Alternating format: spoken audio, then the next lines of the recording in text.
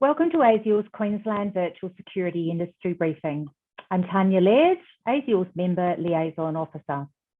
To commence our presentation, I welcome John Galil, ASIAL's President.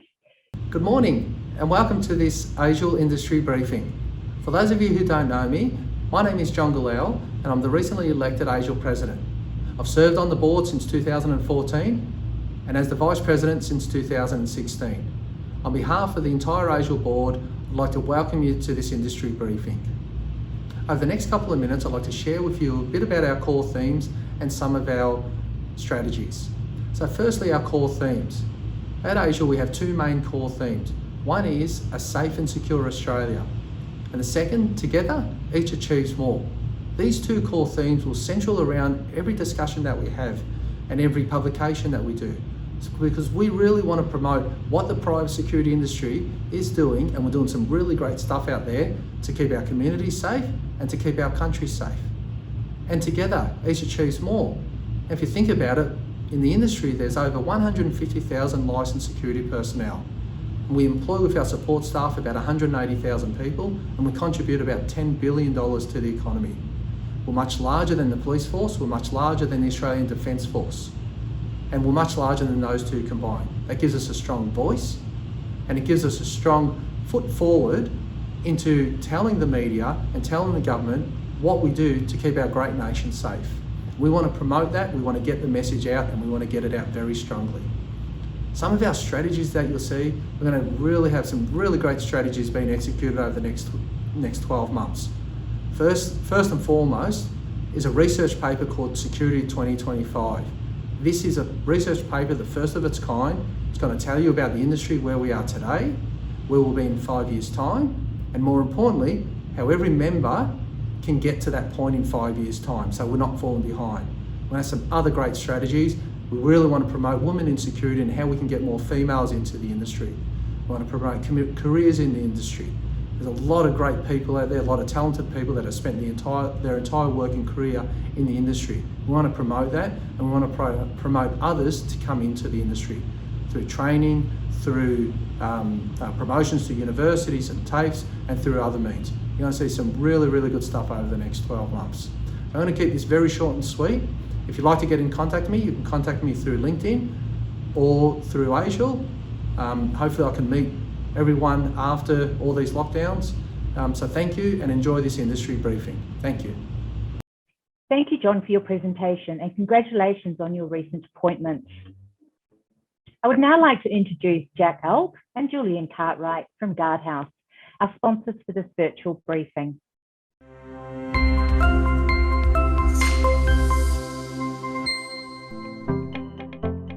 Good morning, everyone. We're delighted to be the breakfast sponsor for another ASIAL event. We've put a QR code at the bottom of each page so you guys can download a copy of our brochure at any time. For those who don't know us, my name is Jack. I also have Julian with me, and we're both co-founders of Guardhouse. We wanted to give you a little bit of an update today on where we're at as a business and some of the exciting features that we've got coming up. We launched Guardhouse in 2018, and in that time we've now partnered with 112 companies nationally who are publishing over 90,000 shifts a week and collectively have over 38,000 staff. Here's some of our partnered clients. Our customers love our best-in-class features and workflow on employee scheduling, time and attendance, payroll and invoicing, and incident reporting, along with GPS mobile time clock, automated license checks, offered shifts, skill matching, and our rich customer portal functionality.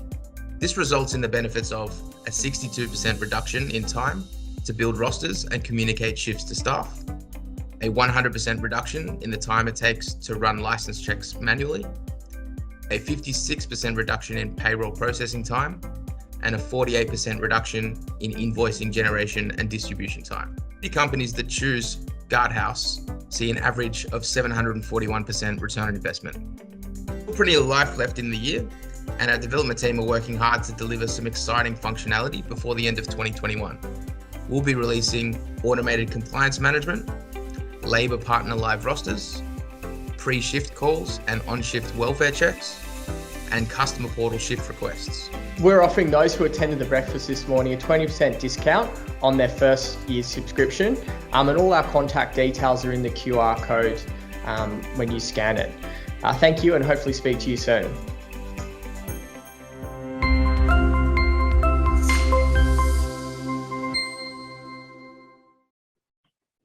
Thank you, Jack and Julian. Your offerings and support of our industry is much appreciated. I would now like to introduce Brian DeCaires, ASIAL CEO, to provide an overview of the ASIAL Initiative Security 2025, a roadmap for the future. At the end of last year, ASIAL commissioned the Australian Security Research Centre to undertake a comprehensive analysis of the threats, challenges and opportunities facing the private security industry in Australia. The result of that study is the Security 2025, a roadmap for the future report. The report acknowledges the vital role the private security industry plays as part of Australia's national security mix, as a force multiplier and a business enabler.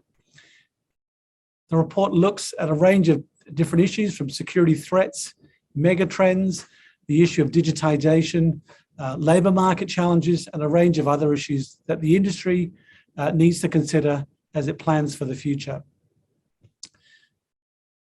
In setting out a clear roadmap for the industry, the report has found out that there's a number of key things that needs to be done, and probably the key takeouts that I'd like to just briefly touch on before I hand over to Gav. And that is a range of activities that the security industry itself needs to undertake as part of the planning for the future. And obviously within that, ASIAL has a key role to play as part of that. There's also a range of key activities and key steps that regulators need to undertake. And of course, end users have a range of initiatives and steps that they need to complete in order to get to where we want to get to. But I think what the single most important message that I'd like to make today is that to build organizational capability and capacity within the private security industry for the future and to meet the future needs of customers depends on a combined approach between industry, regulators, and end users. Together, we will be able to address some of the issues that are affecting the industry and that will be holding the industry back.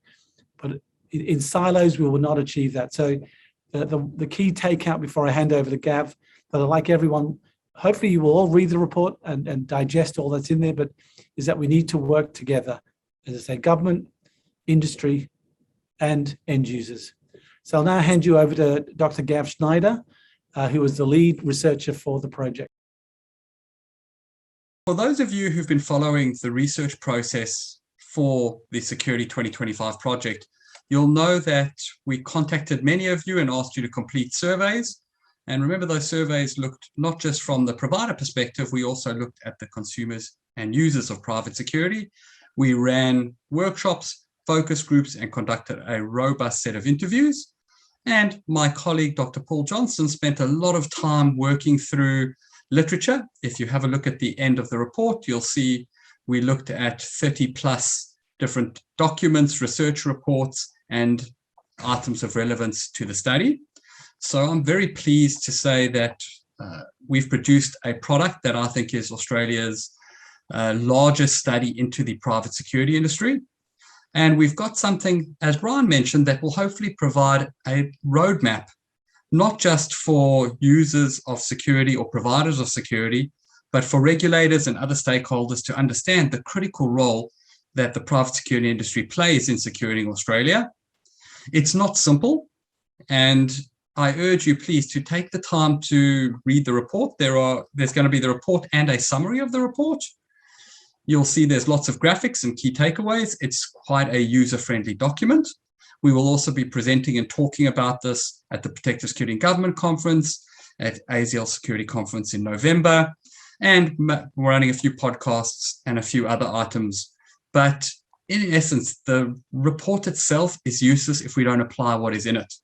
So what I'd urge you to be doing when you work through the report is just start to think about those key takeaways you can apply in your own business, or the education components you can start driving for your clients, and the combined voice we need to have when looking at trying to enhance and improve regulation. It's not going to be simple, but as Brian mentioned, the key takeaway is that we will not get the security industry that we want and deserve and contribute as effectively as we can to Australia's national security interests unless it is an integrated approach where primarily three parties, the providers, the users, and the regulators, start working together to drive a level of service and performance that is world-class. There are numerous trends, and Brian alluded to a few of them, that need to be taken into account. And whether you work in electronic security, cyber security, or physical security and man guarding, it's quite important that we slowly start the shift to digitization and implementing some of the technology tools and options that are now available even to small-scale providers. If we don't, we are slowly going to find that we are not as competitive as security industries in other countries. We did note that there are resistance to change, challenges with some of these pieces, but these need to be overcome. So in summary, thank you to ASIAL and thank you to all of you who participated and shared your knowledge, insights, and thoughts with us to put the study and the report together. I would say that producing the report is a great milestone, but it only starts the journey. And I urge you, please, to provide feedback to ASIAL or reach out to us if you'd like to know more. But as a parting message, I think we can all start working together at the little pieces we can control and influence to start moving our industry and sector forward now that we have a robust roadmap in place. Thanks for listening, and I hope to see you at another event soon. Thank you, Gavin Bryan. I'm sure we'll see the Security 2025 initiative be the benchmark for the direction of our industry. I'd now like to introduce Amir Moran, Assistant Director, Queensland Labour Hire Licensing Compliance Unit, Office of Industrial Relations, to provide an update.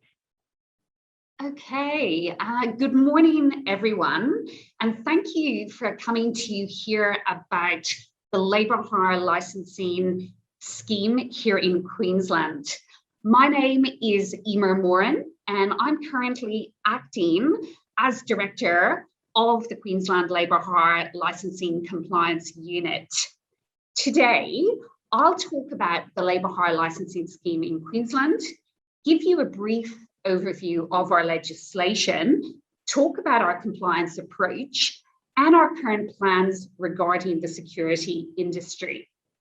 I thank ASIAL for the opportunity to present, which is ideally timed, given that security is one of our key focus areas this year. I am conscious of the time, so let's begin. In terms of the scheme in our legislation, the broad scheme requirements that you need to be familiar with start with the fact that you must be licensed to provide labour hire in Queensland. And also persons, your clients, your users, they must engage labour hire providers who are licensed to provide in Queensland. Now, this element is a really powerful element to our legislation because it places an obligation, a firm obligation, on users of labour hire as well as the labour hire provider. And there are significant penalties that apply for breaching those things, both for users and for unlicensed labour hire providers. We say unlicensed using and unlicensed providing. And those penalties can actually be up to around 142,000 for individuals and the possibility of 3 years jail, and actually more than 410,000 for companies. So as you can see, quite significant. Applicants and licensees must satisfy a fit and proper test. Now, this test is at the application stage, but it's also an ongoing requirement. The fit and proper test are things you'd be familiar with, like character, honesty, integrity, professionalism, but it also is about being compliant with relevant laws. The relevant laws are things like the Fair Work Act, the Migration Act, Work Health Safety Act, Work Cover Act, and we look at an applicant's and a licensee's compliance with all those acts to determine if they're fit and proper to hold a license in Queensland. Once a license is granted, you are required to report every 6 months.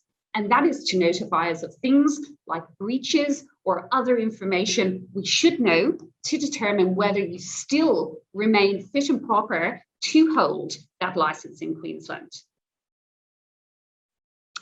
What are the benefits from the scheme? Well, firstly, it's to protect workers from exploitation. But secondly, and perhaps as importantly, it's to level the playing field.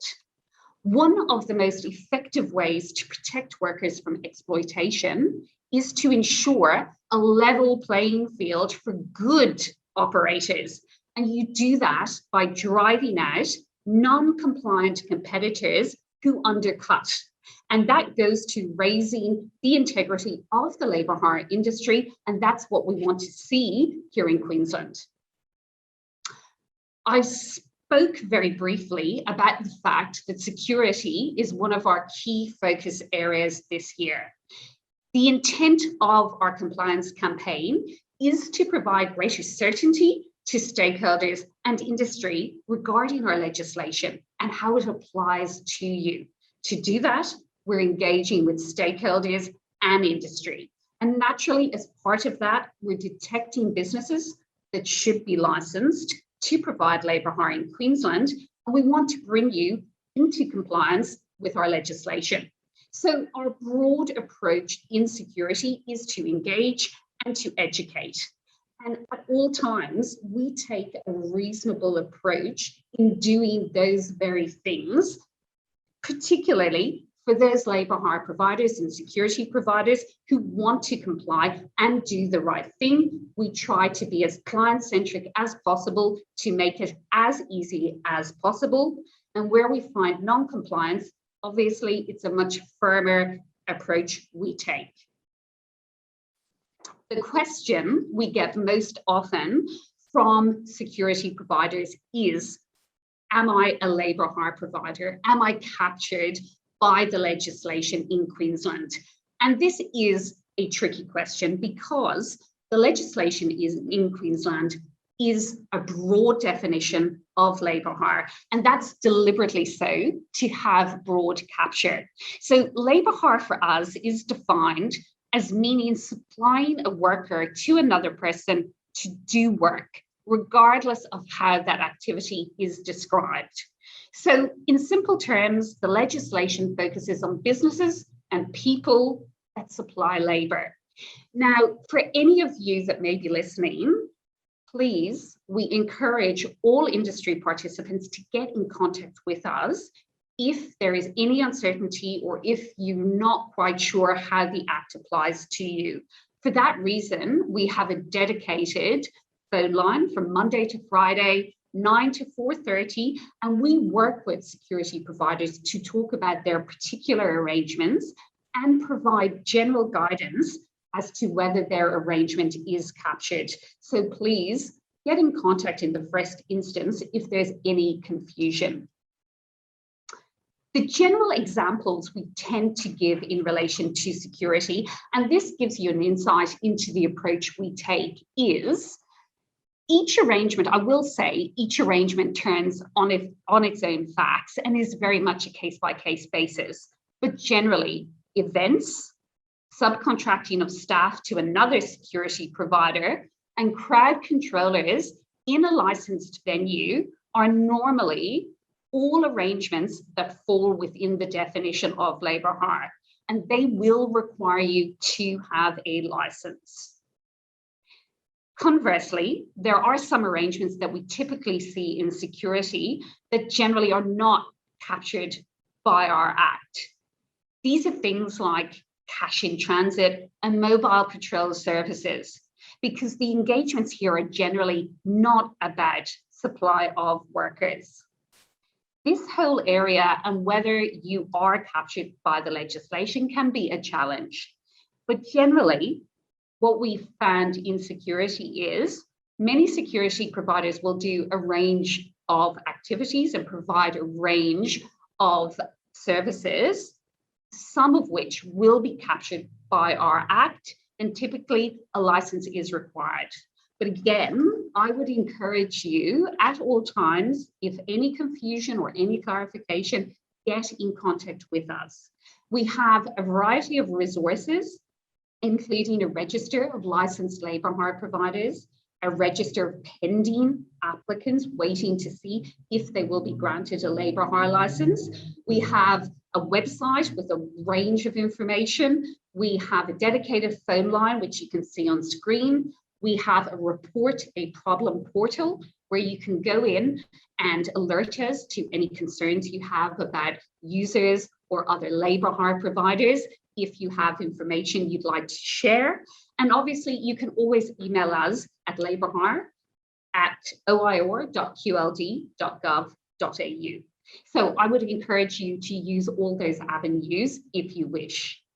In your own time, you will see I have a snapshot of our compliance activities to date since the start of the scheme in 2018. And as you can see, on average, we typically have more than 3,300 licensees in Queensland at any given time.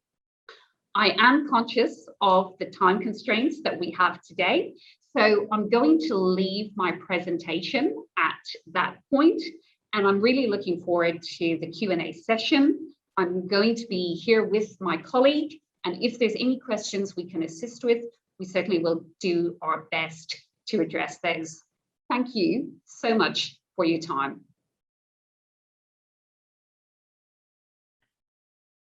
Thank you, Amir, for the update.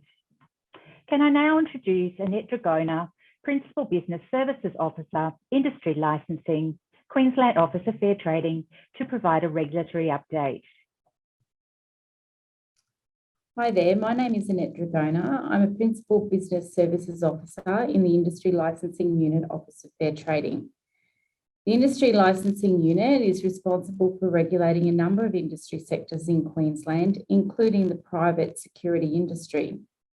Security providers play an integral role in the community and are responsible for a number of key functions, such as ensuring the protection and delivery of significant amounts of money and highly confidential information, ensuring the security of vital infrastructure, maintaining order in licensed premises and at public events, and ensuring the safety and protection of the public. Therefore, given this important role played by security, it is necessary to ensure that only suitable persons who are appropriately trained and meet rigorous probity checks are able to operate in the industry. As at 30 June 2021, there were 24,774 licensed security providers.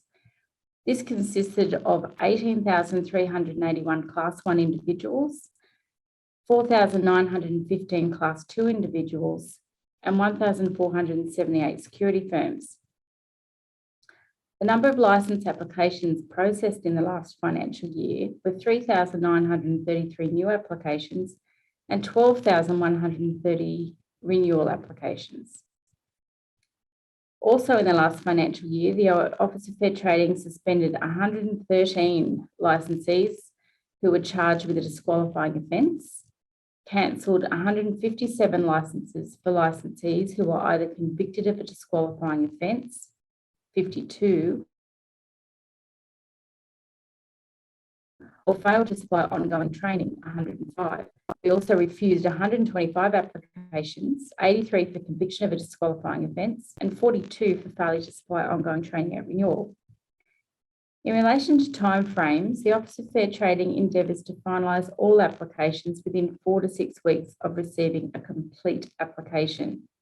However, this timeframe can vary depending on the number of applications on hand and circumstances which are outside of the Office of Fair Trading's control, such as the time taken by the Queensland Police Services to supply results of the criminal history check, especially if the check is referred to an interstate policing authority for a possible match. A criminal history check is ordered as soon as possible in the application assessment process. However, it is important to remember for new applicants that the criminal history check cannot be ordered until the applicant's fingerprints have been taken for security licensing purposes in Queensland. Therefore, it is important for new applicants to get their fingerprints taken as soon as possible after they receive their fingerprint notice from the Office of Fair Trading. Given the COVID restrictions in place in some jurisdictions, the OFT will allow fingerprints to be taken in another jurisdiction, provided they are forwarded on to the OFT in the first instance, so they can be added for security licensing purposes in Queensland. The Office of Fair Trading is also currently dealing with a number of other factors which are impacting on our timeframes, such as the associated issues caused by the COVID-19 pandemic, as well as a boom in other industries such as the real estate industry, which has seen a 27% increase in applications over the financial year and over a 60% increase over the past 2 months alone. It is also important to remember that provided an applicant has lodged their renewal notice prior to the expiry date of the licence, they can continue to operate until a decision is made on the renewal application. In this regard, they should keep a copy of the receipt for payment of the renewal application along with a copy of the expired licence. However, in accordance with the requirements of the legislation, any renewal applications received after the expiry date will be treated as a new application, and the applicant will not be able to work until the new licence is issued. Thank you, Annette. It's always a great pleasure to have regulatory input. I'd now like to introduce Cara Pritchard and Leanne Rayner of MAS National to present on technical training funding. Hi, my name's Cara Pritchard and I'm from MAS National in South Australia, and today I'm joined by my lovely colleague Leanne Rayner, who's from our Victorian team. We're going to talk all things apprenticeships and traineeships, but we're also going to share with you some really exciting news on a subsidy called Boosting Apprenticeship Commencement Wage Subsidy. Over to you, Leanne. Thanks, Cara. So who are MAS National and who are we? MAS National is an Australian apprenticeship support network provider, which is a mouthful. We've been delivering apprenticeship support services for 23 years, and that includes promoting training and employment pathways. So our organisation works to support industry through workforce development, and we support schools and community groups, job seekers, career changers and school leavers into meaningful employment. So the most common question we get, Cara, as you know, is what is an apprenticeship or a traineeship? So an Australian apprenticeship, which is a common phrase, it's an Australian apprenticeship is an apprenticeship or traineeship, which is a learning pathway that combines paid on-the-job training with formal study through a registered training organisation. So basically, earn as you learn. By completing an apprenticeship or traineeship, the learner gains a nationally recognised qualification as well. You're absolutely right, Leanne. We do get asked that question all the time. And the good news is we are here to work with you to help you understand which apprenticeships and traineeships are actually available in your sector. So what are the benefits of apprenticeships and traineeships? Well, from the employer's point of view, there is funding that's available, and that is funding that we're going to go into a bit more detail about in this recording. But there is also state government initiatives that would be specific to your business. So we can actually work with you to help you understand those. That could be things like payroll tax and other incentives that are happening in particular states. It also leads to improved productivity. So if a staff member has been trained properly, they are able to undertake their work and you will see benefits of that training in their daily work. It also leads to increased staff retention, and trained employees quite often meet legislative requirements of industry. So lots of different industries will have certain requirements where training has to be done to a certain level, and you can actually attain those, meet those levels by undertaking apprenticeships or traineeships. There are also benefits for both the apprentice or trainee. They can gain relevant training for their job role. As Leanne mentioned earlier, they achieve a nationally recognised qualification. They earn while they learn, and it does increase their loyalty because they can feel that they're being invested in as part of your business. Absolutely, Cara. So funding, and this is one of our other common questions that we receive and something that we love to talk about. So funding for trainees and apprentices. So what incentives are available to those who undertake a traineeship or an apprenticeship? So potential standard incentives. So these are the incentives that have been around all the time or have been around for years. Obviously, there's eligibility criteria, but the basics are that there's a commencement incentive, which is paid at the 6-month point, and that's around $1,500. The completion incentive, which is paid on successful completion of the traineeship or apprenticeship, which is $2,500. And as you mentioned before, Cara, there's also extra state funding as well. But in terms of the federal funding, there's also extra funding available for employers who take on school-based apprentices or trainees, or for those undertaking a qualification that's on the National Skills Shortage list. And that could also be up to an additional $4,000. So you could have your $4,000 commencement and completion and an additional $4,000 for somebody undertaking an NSNL qualification for supporting adult apprentices as well. So anyone over 21. So that's an extra incentive also. And we can work with you to help you understand which qualifications are on that National Skills Needs list, because there are some qualifications that are relevant to your industry there. Absolutely. Now, without further ado, a bit of information around the boosting apprenticeship commencements. So as we all know, COVID has continued to be a challenge here in Australia, and obviously a challenge in some of the states that we work in at the moment. So out of that, the Boosting Apprenticeship Commencements Wage Subsidy was generated, and it is a subsidy that provides extra support to employers who engage new apprentices and trainees, and the support is in the form of a 12-month wage subsidy capped at $28,000 per eligible apprentice or trainee. So that it is actually per, so you could potentially take on 10 new apprentices or trainees and actually attract the subsidy for all of them. It is available to all new workers who meet primary eligibility, and we'll take you through a bit of information on that as we go through this slideshow.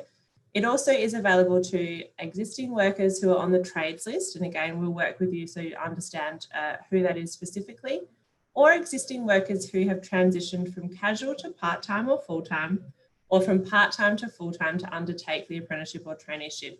Now, I know that sounds like a mouthful, but we will actually work through with you individually to help you understand who that is that falls into those categories. So yeah, you're right, to you, Cara. Leanne. Thanks. And I think in addition to that, I mean, this COVID incentive or the Boosting Apprenticeships Commencement Wage Subsidy is all about getting people into work or creating more permanent positions. So converting those people from casual into permanent part-time or permanent full-time positions. So absolutely, the government are happy to support the fact that employers are actually able to provide those opportunities to the individuals, and then in return the government want to support them through that process. Agreed. So the wage subsidy, and am I eligible, which is a common question. What is that primary eligibility that you spoke about before? So for an employee to be eligible for the Boosting Apprenticeship Commencement Wage Subsidy, the apprentice or trainee must be undertaking a certificate 2 or higher qualification, which, as you mentioned, we can go through in more detail. And they must meet that primary eligibility. So they've either got to be a citizen, an Australian citizen or permanent resident, or a New Zealand passport holder who's been in the country for 6 months or longer. They must have appropriate employment and training arrangements that we mentioned before. And if they're an existing worker, they must meet that existing worker criteria that we mentioned just on the earlier slide. They also need to have a training contract that's formally approved by the state training authority in their state, but that's the part that we assist with. So we get that training contract done, and once it's submitted and approved, then you're hunky-dory. So really, we're here to support you through that whole process. Now, what is classified as a new worker? So in the government's eyes for this particular program, a new worker is someone who's worked for the business less than 3 months full-time or less than 12 months part-time or casual. So there is a fairly large window there, and we can sit down with you and look at your full workforce development piece and work out who those new workers are and make sure that there is an opportunity to maximise the subsidy for them. An existing worker is someone who's been with the current employer for more than 3 months full-time or more than 12 months part-time. But as we mentioned before, there are opportunities to transition people from casual to part-time or full-time, or from part-time to full-time. And what kind of qualifications can be done through an apprenticeship or traineeship? Well, you can actually undertake a certificate 2 through to advanced diploma qualifications. And I think a lot of the time people think apprenticeships and traineeships are entry-level qualifications and qualifications that aren't at that higher level, but there are so many different, I think it's over 500 qualifications that are available. So we can work through that with you. And in your industry, there are potential qualifications in the ICT, security, the cabling. There are also business certificates because there are people who would be working in the offices or working in the back end to support you. And there are also leadership qualifications that are available. So we haven't actually listed all of the qualifications because there are so many of them, but we can work with you individually to work out what the appropriate qualification is for your business. Yeah, absolutely right, Cara. And I think it's important to note that when we talk about apprenticeships and traineeships, everyone thinks about those traditional trade apprenticeships that are available, and everybody knows those trades, but it equally applies to traineeships, where it could be basically any job that you think of, there could be a traineeship connected to that. Absolutely. So is my business eligible for the Boosting Apprenticeships Commencement, or I'm going to call it back from now on? It's a mouthful.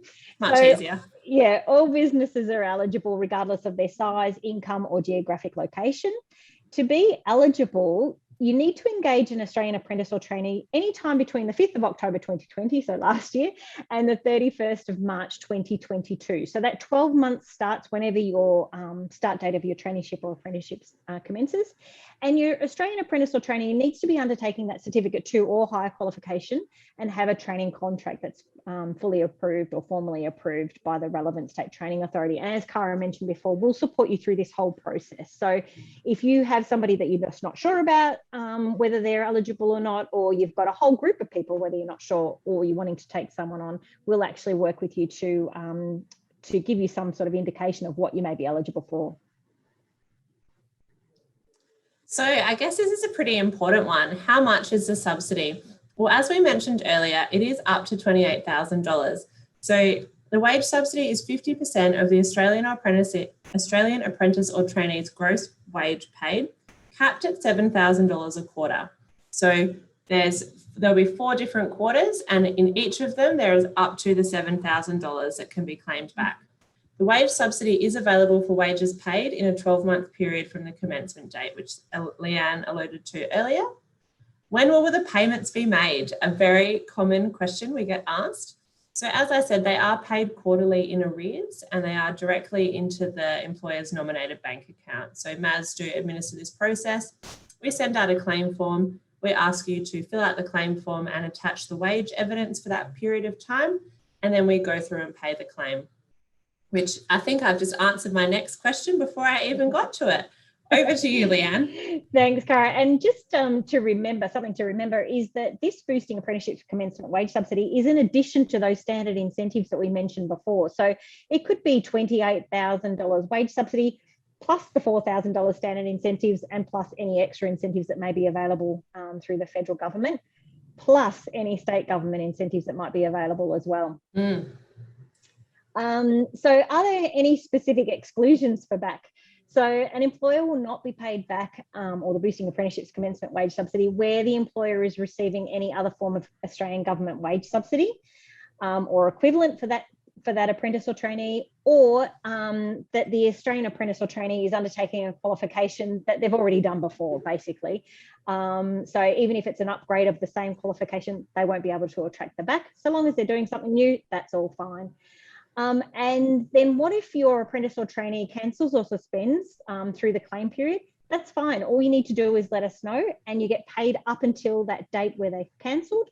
Or if they're suspended, you can pick up that payment again once they're back and working with you. Awesome. Thanks, Leanne.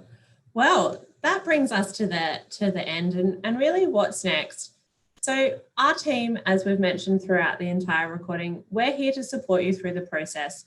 We have staff members all across Australia who are out in their cars, available to pop into your business and sit down with you and learn about your business and learn about what your needs are, and then work out what the best workforce development plan is for you that aligns to apprenticeships and traineeships, so you're able to maximise the opportunities that are available.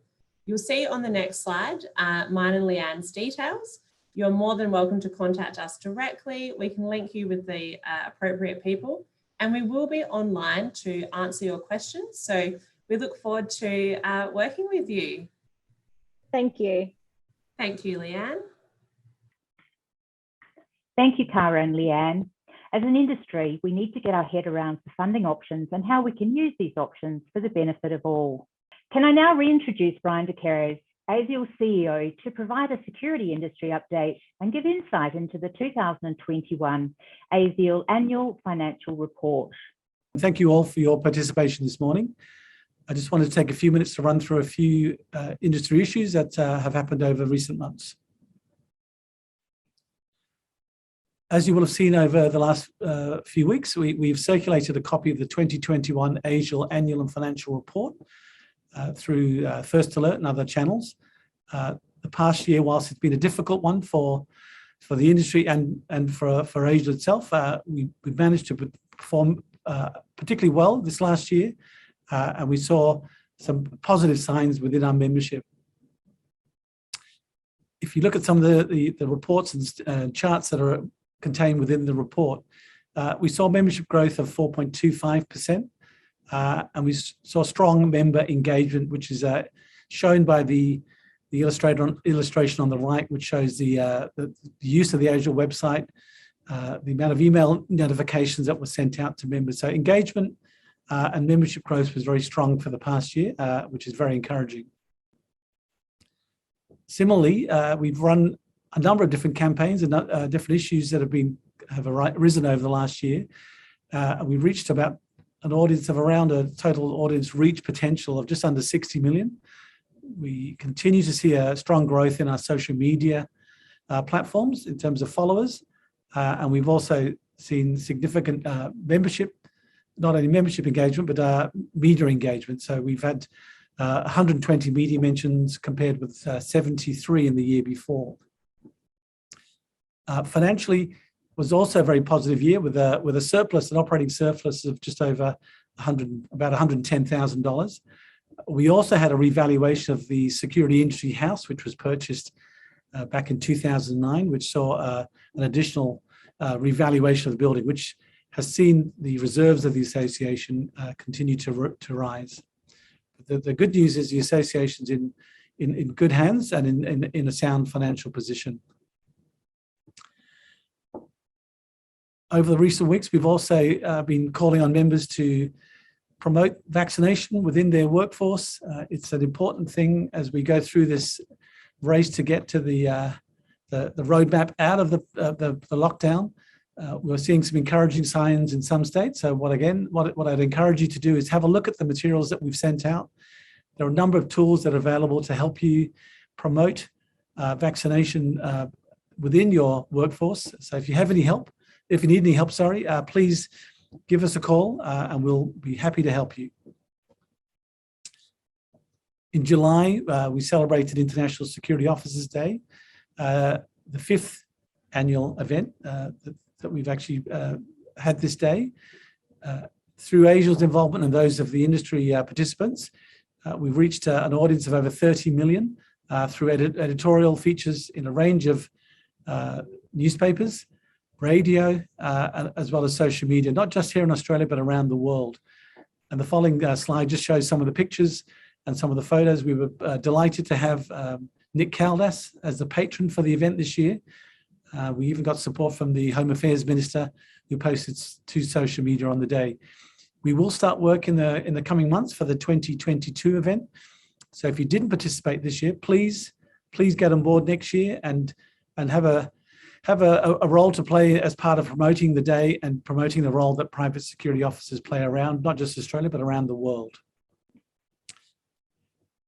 The Security 2021 event, unfortunately, the event scheduled to be held as a face-to-face event at the end of November has had to be converted to a virtual event, but we will continue with the ASIAL conference program with all, if not most of the speakers that were confirmed to do the face-to-face program. It is an impressive lineup. Some of the speakers are featured here. If you haven't seen the program, please go online to the ASIAL website. You will be able to see who the speakers are, the topics, but one of the key themes, and it's one of the themes that you will notice in the Security 2025 report, which was issued last week, is that the issue of digitization, digital transformation, the use of artificial intelligence and technology will be key themes running through our industry over the coming years. So please have a look at the conference, get involved. It's a very full-on program, but I think you will find it very very enlightening and very helpful in terms of planning for the future. Another upcoming event, which unfortunately has had to be changed to a virtual event, is the 2021 Awards for Excellence. So this year's program, as always, will feature the ASIAL Awards, the Outstanding Security Performance Awards, and the Australian Security Medals Foundation Awards. The awards will be announced on the 27th of October. Registrations for the event are now open, and they are free. So please, if you haven't already done so, please go online at the website address there, or you can email us at Security ASIAL to get a link to the registration page. But please register. It promises to be a very an interesting evening, and some very worthwhile recipients will be announced. Another activity that's happened since we were able to last meet was the announcement of the delayed ASIAL board elections, whereby John Galell was elected as the new president of ASIAL, and Rachel Saunders as the vice president, and the other 6 directors as listed there were elected. Over the coming months and year, hopefully we'll get a chance for you to meet face to face with our new board. But again, if you haven't had a look at the ASIAL website, there's information there about the directors in the annual report profile. So please have a look at that. Another issue which has been bubbling along over the last 12 to 18 months is the issue of insurance for not just the private security industry, but for many other industry sectors. ASIAL made a submission in June to the Insurance Council of Australia's strategic review of the availability and affordability of insurance cover. And as a result of that submission, we have been invited to participate in a project to look at how we can make insurance more affordable and available to a broad range of industries, not just security, but certainly security. There are a number of different areas that that working group will look at, but certainly one which is becoming increasingly of interest and concern to the industry is the issue of COVID insurance, where a growing number of insurers are having exclusions for COVID cover. So that will be an issue that we will look to address. You will have noticed over the last couple of months that there was a public comment document issued for the AS 2201 intruder alarm standard. That comment period is now closed, and the final amendments will be made to the standard, which will hopefully be available either later this year or early next year. And security detection dogs. Finally, the ASIAL podcast series continues with the latest 2 podcasts look at crisis and issues management in a post-COVID world, and developing a convergent security strategy to protect an organization. Both of the podcasts involve speakers who will be speaking at the Security 2021 conference in November. So again, I encourage you to have a look at those podcasts. There are a back catalogue of podcasts that we have put out. Vodcast, which Security 2025 report, which will include a range of different perspectives, and that will analyse some of the issues that are raised in the report and what that actually means for the industry. So I would encourage you to keep an eye open for these podcasts and the vodcasts that they put out there to help you make some decisions and understand what's happening in our industry. So that brings me to an end. Thank you, Brian. I'd now like to introduce Chris Delaney, ASIAL's Workplace Relations Advisor, to provide an IR industry update. Hello, I'm Chris Delaney, ASIAL's Workplace Relations Advisor. Lots happening in the industrial landscape, and much of it seems to be driven by the COVID-19 pandemic. Employers have a lot of questions, a lot of very difficult questions to deal with, and often, unfortunately, those questions don't have simple black and white answers. The question we are asked most is, can an employer direct an employee to have a vaccination against COVID-19? The short answer, of course, is yes. But with a lot of these things, there is a caveat. Any direction you give to an employee must be lawful and reasonable. And in the context of the COVID-19 vaccinations, the criteria for determining what is lawful and reasonable will fall into one of 2 areas. It'll either be a government public health order or as a result of the work health and safety legislation, specifically Section 19 of the Work Health and Safety Act, which has in most states harmonised legislation. Now, state governments have in some limited instances issued public health orders restricting unvaccinated workers from entering or leaving LGAs of concern to attend work. Or in some instances, only allowing authorised workers who have had at least one vaccination to work in authorised workplaces. So only in very limited circumstances will employers have the right to direct employees to have the COVID-19 vaccination, or for that matter, the flu vaccination. For an employer to reach the point where they could be satisfied that the direction to vaccinate would be lawful and reasonable, in my opinion, it would be necessary to conduct a risk assessment of the work, where the work is performed, and the available PPE and risk mitigation factors. The Fair Work Ombudsman has provided a worthwhile profile of what might be considered 4 tiers of risk. We recommend that members visit the Fair Work Ombudsman's website and have a look at that. In a risk assessment, you'll need to consider the following questions. Does the employee work with people who would be vulnerable to COVID-19 and experience serious health issues? Does the employee work in a high-risk area, for instance, hotels, hotel quarantine, airlines, that sort of thing? Is the vaccination essential for the performance of the work? Is there a genuine reason why the employee may refuse to have the vaccination? How will a refusal affect the work health and safety responsibilities of the employer towards other employees or towards the community? Are there opportunities to redeploy an employee who refuses to be vaccinated in order to alleviate those safety issues? Now, ASIAL doesn't recommend that employers give directions to employees to be vaccinated against COVID-19 without having first sought sound professional advice.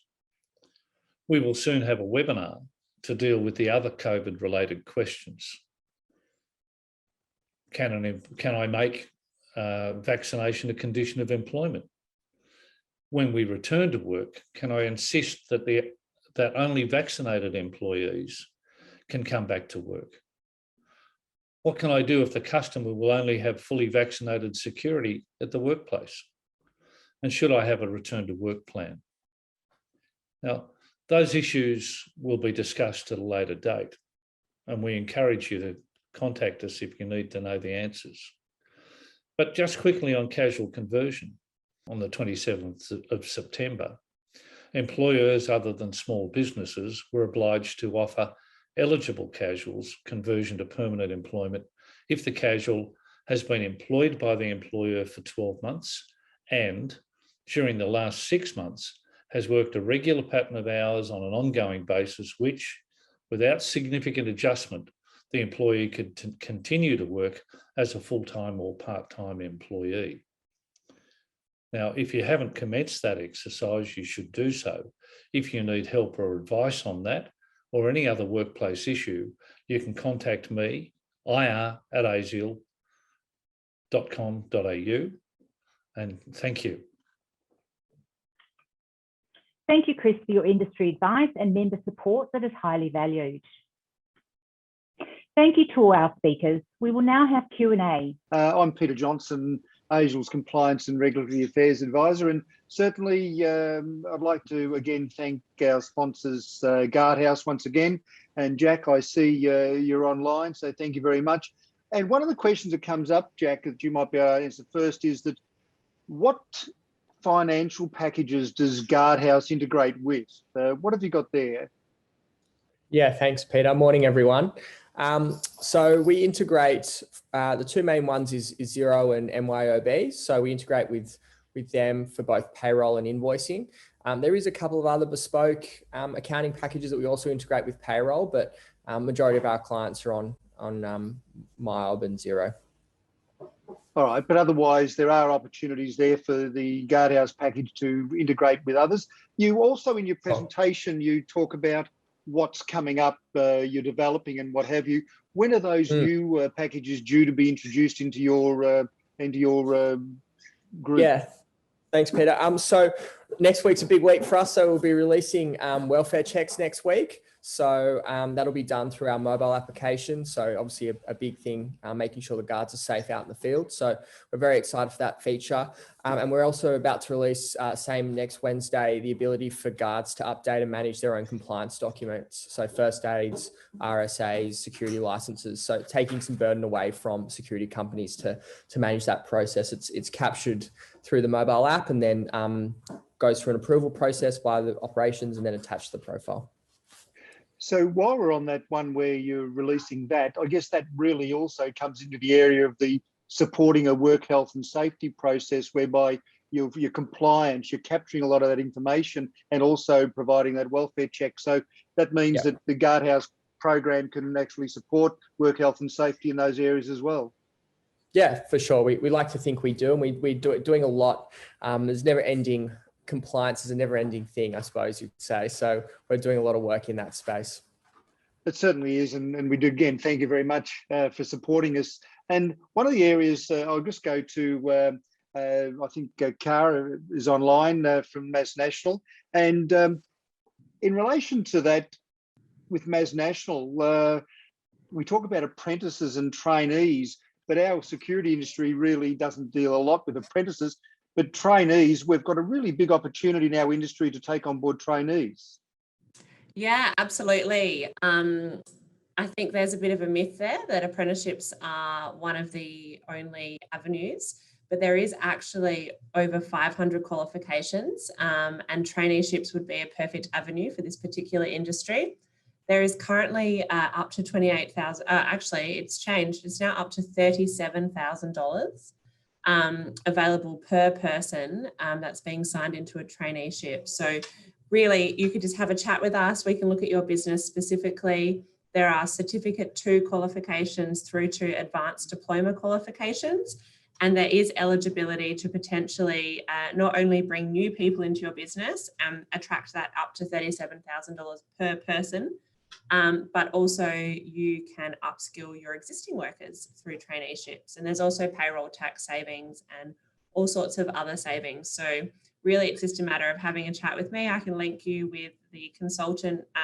We've got hundreds of staff across the country in each of the states. So we can link you with the consultant that's closest to you.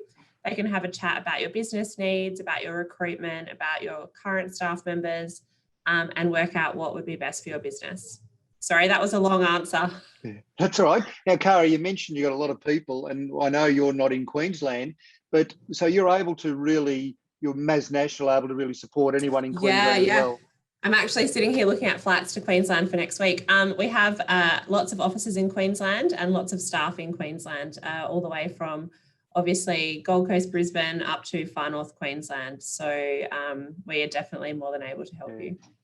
Now, Cara, you're in South Australia, I think, aren't you? I am. Yeah, so you're lucky that South Australians can fly to Queensland and at least enjoy that opportunity where others around Australia, like many in New South Wales and Victoria, we're actually stuck. So you're very lucky there. But going on to that, what you're talking about in the trainees and what Mass National can do is that the security organisation employing many and varied people. It's not just security, it's administration staff, sales staff. You've got a lot of areas there that you can assist with.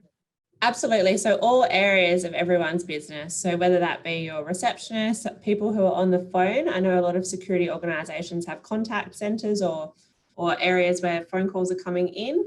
There are actually qualifications that are specific to that. Financial qualifications, HR qualifications, really most elements of your business, there would be a traineeship that we would be able to align to that person's business role. All right. One of the questions has come through in relation to what would be like a qualification for a security installer. You've got a lot there now. You don't specialise in security, but you're able to support our industry. But with the insecurity installers, you've got Certificate 2 and 3 in technical security. Yeah, there's a Certificate 2 and there's a Certificate 3. So if that business just wants to get directly in contact with us, I can give them the links to the actual qualifications that are specific to that area and then what training providers are available to deliver it. And on the same token, there'd be qualifications in relation to cablers that you could do there that, again, traineeship might be able to capture that. Yeah. Cablers actually fall under an apprenticeship, and there is actually even further funding that is available for that particular qualification. So again, please just get in contact with us in regards to your specific situation, and then we can give you specific responses in regards to what qualifications would be relevant. All right. You've made mention in relation to that there's some additional funding that's come through and there's extra money. I know it's we're not always shouldn't always talk about the money, but it is a bucket of money that's available. It's not available for abuse, but it's available for use. So really, an organisation that's got people on board in the last permanents in the last 15 or 3 months, casuals in the last 12 months. If we've got those people in an organisation, we're already paying them. We might as well take advantage of some training opportunities and some funding opportunities. Yeah, absolutely. So we are Commonwealth government. We're on a Commonwealth government contract. So at the end of the day, this money is here to support businesses. So it's certainly, like you said, not here to be abused. But if you are genuinely employing people, and anyone who's employing people does need to train them and upskill them. So why not align that to a certificate, whether it be a certificate 2 through to an advanced diploma, depending on their relevant job role, and attract that up to $37,000. It just makes sense. It is Commonwealth government money that we as the taxpayers are all paying. So yeah. Certainly appreciate that, Cara, and we just encourage everyone to give you a ring and contact Mas National to try to see. There are rules, there are requirements, but it's a way that Mas National can assist people to get through that area. So thank you very much. Absolutely. Thank you. That's all right. Now, one of the areas, it might be Brian or even Anita from Office of Fair Trading. The one question's come through that we've got a pandemic situation. Security guards can't get security guards to work. What's ASIAL doing to get Queensland government to lower the price of getting a new licence and lower the price of renewals? Brian, throw that one over to you. So what is ASIAL doing in trying to encourage a reduction in fees? And then we might throw to Annette. There might be something there we don't know about. We did actually write to all the licensing bodies about 1.5 years ago, seeking some relief for people who were not able to work, for example, during the pandemic. But unfortunately, we didn't get too far with that one. But I think the biggest challenge is the supply of people, is actually getting access to workers. And it's not just in Queensland, it's across the whole country, is actually getting people back into the workforce. And I think there are companies across the country who have tens of positions that they are seeking to fill. And we're doing some work at the moment with the Department of Education and federally to try and work out some strategies to try and get new entrants into our industry, because it is a significant issue for the industry at the moment, being able to gear up again once things start to open up. Yeah, I guess another one that's just come through, I guess it's not so much the cost of the licenses comment, it's the government funding encouraging people to stay at home and not want to get to work. So I guess as we see the pandemic easing and the commercial world opening up more, we're going to see a reduction in support of people to stay at home and giving them support. So we're going to see that ease, I'm sure, but it's one that's got a continuing problem, and it's not just a security industry problem. Trying to get people is a difficult one. Annette, from the Office of Fair Trading, in relation to the area of getting people into the industry, we also see an area at times where interstate applications, businesses wanting to move into Queensland, getting fingerprints. We have a delay in that area because people can't travel. Is there any special arrangements in relation to processing applications from interstate at the moment? Hi, Peter. This is Jason from Industry Licensing Unit. I'm here with Jason. I saw you there. Welcome on board. Thanks, mate. Yeah, so for interstate-based people, we are accepting fingerprints taken in their local jurisdiction. So what they need to do in the first instance is forward them directly to us, because they need to be flagged as being received for security licensing purposes. So certainly we've been doing that to try and assist people who can't physically travel to Queensland. The time frame for applications, it has been a bit of a struggle. Obviously, with the pandemic and the lockdowns, we've had to have certain people working from home, which hasn't always been the most efficient way to get through it, as well as, I guess, increases in other industries. I think we made mention in the presentation of the real estate industry. So there's been a significant increase. It was 27% in the last financial year, and 60%, over 60% from July and August last year to July and August this year. So we obviously regulate a number of industry sectors here, not just security. So it has an impact on our ability to try and get through these as quickly as possible. But we do attempt to get the fingerprint notice out to applicants as quickly as we can, so that the process can start. They get their fingerprints taken, we can order the criminal history check and try and get moving on the applications. All right. Another one that's come through that Jason might be in your, and that's in your area, in relation to police checks. Do learners for the security industry need a police check before entering the qualification? The police check is for licensing process, so that's where it falls in there. You don't have any other pre-licensing checks at this stage, do you? No, that's right. So the police check's done once the application is lodged and the fingerprints are taken. The only thing basically for the license classes that do have training, and obviously the training needs to be completed before they lodge the application. That's the only really thing that needs to be done before the application is lodged.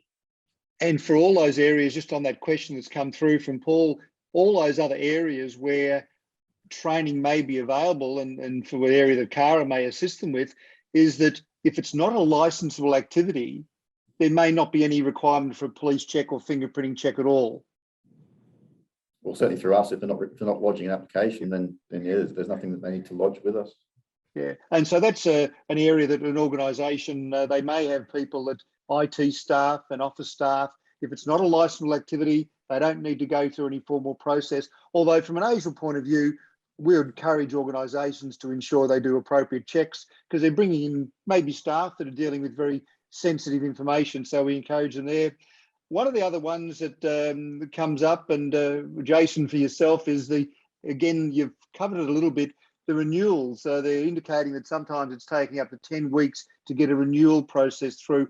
What's the process in relation to renewals? Are they allowed to work until the renewal comes through? What's your process there? You can guide us. Yeah, that's correct. So provided the renewal's lodged before the expiry date, then the applicant can keep working until a decision's made on the application, so until they receive their licence. So if they go onto the online register, they'll see themselves licensed once the renewal's lodged. So for a compliance perspective, we just ask that they keep a receipt for the renewal as well as their expired licence, just as evidence that they're licensed. But we can check the online register and see that that person is licensed, while pending, basically waiting for the renewal to be finalised. All right, so it's, again, doesn't stop them working, just needs to be mindful that they keep their receipt, and they can go and check online to and they will see themselves as being current. That's right. So employers or people hiring them can definitely see that they're licensed by doing the online search. Now, I'll throw one to you, I guess, before you want to run away, but automatic mutual recognition. Yeah. Now, we talk about that Northern Territory, New South Wales, ACT and Victoria have got automatic mutual recognition on board, but at the moment, only Northern Territory have accepted it, and therefore people with security licenses from one jurisdiction can go to Northern Territory to work, but the other ones, ACT, New South Wales and Victoria, have got a 12-month delay. The other jurisdictions have got to bring in other legislation. So I know it's probably a wobbly one for you, and AMR, where does the OFT sit with AMR and security industry at the moment? Do we have any where you're heading? What's going to happen? Is it going to be offered to security? What can you guide us on there? Yeah, we can't really provide much of an update at the moment. Currently, Queensland hasn't committed to participate in AMR. That may change or may not, but those decisions are made at a ministerial level. So at this point, Queensland hasn't committed to participate in AMR. I'm not sure if that will change. Right, and there's one that's come up, and it's one that probably you'd be able to answer fairly easy. If a director of a company already has his license individually and applying for a business license, do they need to go through the criminal history check and fingerprinting again, or you accept what is held on your records for that person? Yeah, a person only needs to have their fingerprints taken once, provided their license remains current. So yeah, if you hold an individual license and now applying for a security firm or vice versa, then you won't need to have your fingerprints taken more than once, provided your license remains current. basically under our legislation, if your license expires, is surrendered, cancelled or refused, then the fingerprints need to be destroyed. So that's the only case where if you expire for a couple of months, then you may need to have them taken again when you reapply. All right, excellent. Thank you very much. I've probably given you enough headaches there, and I do appreciate the comments. Amir, I'm not quite sure, I can't see you there with Amir's on, but in relation to labour hire, certainly clarify the area of crowd control licensed premises, but the areas of patrols and cash and transit are not in there. A lot of people have problems in understanding whether labour hire is required for guarding on client sites. I don't know whether Amir is available might be able to answer that one. Yes, can you hear us? We're just having, I can, yes. Yes, we're just having some issues with our audio technology, which is always the challenge in these days. But yes, I think as you mentioned, through the presentation, it's been our experience with certain arrangements do require thought.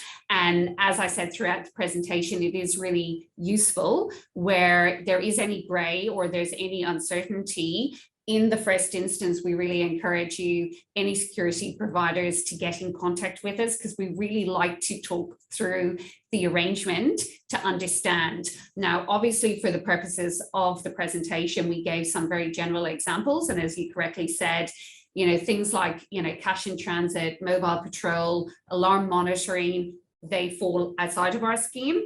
But for our purpose, we look at things like those events, we look at sharing of employees, we look at crowd controllers in licensed venues. So that's kind of your broad parameters, if you like.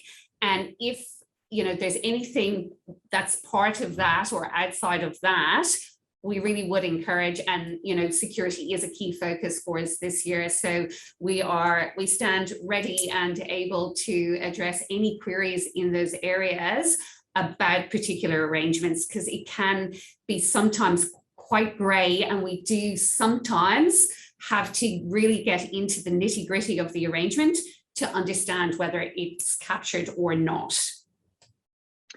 Oh yeah, because it's very important in relation to that. The legislation talks about control, who's controlling the person on site, and really it doesn't really matter if you're putting a person into a client's business, you're really getting captured now by labour hire requirements. And that's spot on. I mean, that is exactly it. It's a very broad capture. Our definition is very broad. And I suppose the point we always make is it's the nature of the arrangement. And if that's predominantly for the supply of labor, for the supply of a worker, you will be captured. So that's kind of your really broad, but it is the intent of the legislation to have that broad capture. But obviously there's certain components. Different security companies do different things, and there is a different approach depending on the activities. And that's why it can be difficult for providers to really understand their obligations. And that's why, we will take every opportunity to engage and to educate and to assist, because we know ourselves it can be quite complicated. So, there's a dedicated phone line, there's the website, but really we've had many instances where security providers get in contact. We work together to understand their business. We always work from the point of view that you know your business best and you are the best person who can assess it, but we're there to lend that guidance and explain, the consistency of our approach with other similar type of security providers. So, it really is something that we really want to be active and available for any security provider and companies that require it. All right, just one other one. Time for an application to be processed.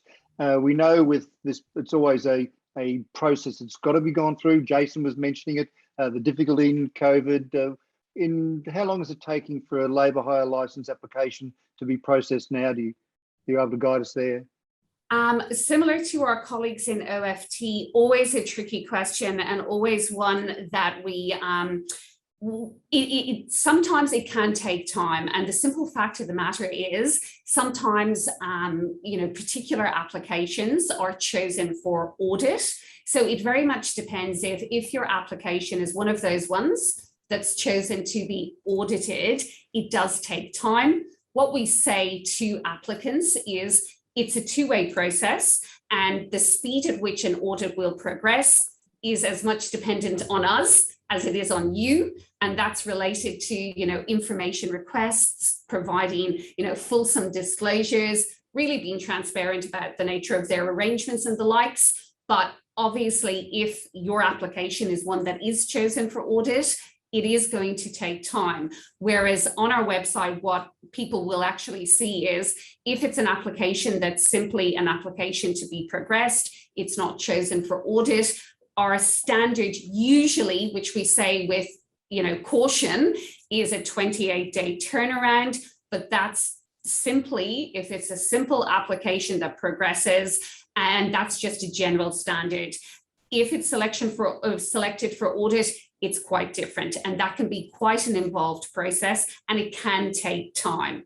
But it is a two-way stream, and we found with applicants that really work with us, that obviously assists the process from start to finish, and to do so in an efficient way. But timeframes are always difficult to give, but we certainly do our best in spite of current situation, conducting meetings online. We have found a way to work through the COVID restrictions so we can get the level of assurance we need with our applicants to ensure they are fit and proper to hold a license in Queensland. All right, excellent. Thank you very much. And Jason, another one just come through Paul's asking again is the Queensland Blue Card, the Working with Children card, they're extra to a security license. When we know they are extra, what's the opportunity of building some of those things into a security license? This hasn't been raised specifically with us before, so I couldn't really comment on it. At the moment, there's separate checks, and we quite often get inquiries from someone, for example, who's had a criminal history check on their blue card, wanting to know if they can just swap it over to their security. Because there's different things that are looked for in the suitability search, the answer is no currently. We also have an automated system with our criminal history check. So we order it by passing certain checks on our database, creates the history check being ordered. If it's populated, if it's returned clear, it automatically populates in our database. So we don't get an actual criminal history check report. It's just passed in our database as being returned clear. So in relation to those questions, it's not really something I can answer at this point. Right. Something would require something at a lot higher level discussion. That's right. So from an industry point of view, we could potentially lobby government to try to bring some of those checks so they're all exactly the same. So working with children, probity check on that, probity check on a security license, probity check on blue card. We could bring some of those together so it actually removes some of that red tape or duplication potentially. Well, potentially it could be something that's investigated. Yeah. It's not something I could commit to now. No, that's fine. I understand that. And we'll push it up the line further to Brian and Peter upstairs in your office. And I'm sure they'll just tell us nicely what to do. I'm sure. And thank you very much. One of the areas, again, a question in relation to what ASIAL's doing, Brian, in relation to lobbying the government for lower costs and similar things. ASIAL the Security 2025 report, how do we see that influencing governments and actually really bringing the industry along that pathway and that journey of Security 2025? Well, certainly one of the key findings of that report was the need for obviously more skills development within the industry and actually making security more of a career of choice. So we actually have been quite actively involved with the Queensland government in development of that workforce development plan, which was released recently. So I think what we are trying to do, and will continue to do with the government, is certainly to try and encourage greater support for the industry, to get new entrants into the industry with funded training to get the Cert 2 qualification. Certainly, I think it'll be a challenge to get the government to drop licensing fees, but we can certainly try to get some reductions. But I mean, I think government costs tend to go up every year. They don't tend to go down. So, but certainly I think reducing the barriers for people entering the industry without reducing quality is going to be a challenge. But it's something that we'll certainly be looking at. But certainly from that report point of view, I think what it showed was there's three different segments. One is obviously the industry and ASIAL. There are things that we need to do, but there's certainly things government needs to do. And there are also things that end users need to do to maybe improve the industry and get to where we want to get to by 2025. So the report does set a pathway to the future. And I think Queensland particularly, you've got the 2032 Olympic Games coming up. We need to start working now to build that capacity for 2032. There will be a significant demand for security personnel.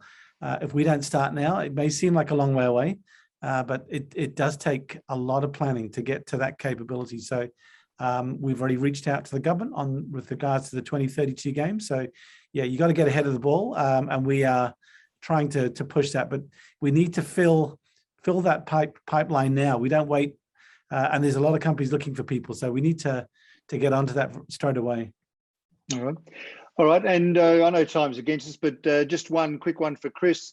You mentioned in your, and I won't ask you anything about the changes to the bubble border of New South Wales and Queensland, but you did mention and emphasise the fact that although we may not have mandated requirements for vaccination broadly in Queensland, but what we're seeing around Australia is clients demanding people only provide double vaccinated staff. You emphasise the fact that the importance to get advice and seek advice before we take action. Are we seeing that to be happening more now? Or do you think that's going to become the norm? What's your thoughts there, Chris? Yeah, look, it's a big issue, Pete, right around the country at the moment, and not just Queensland, but every state. I'm getting questions every day about issues where the client has said, look, you can't send me any people who aren't double vaxxed. You can't send me people who are not single vaxxed or whatever it might be. Look, various states are at different levels of full vaccination.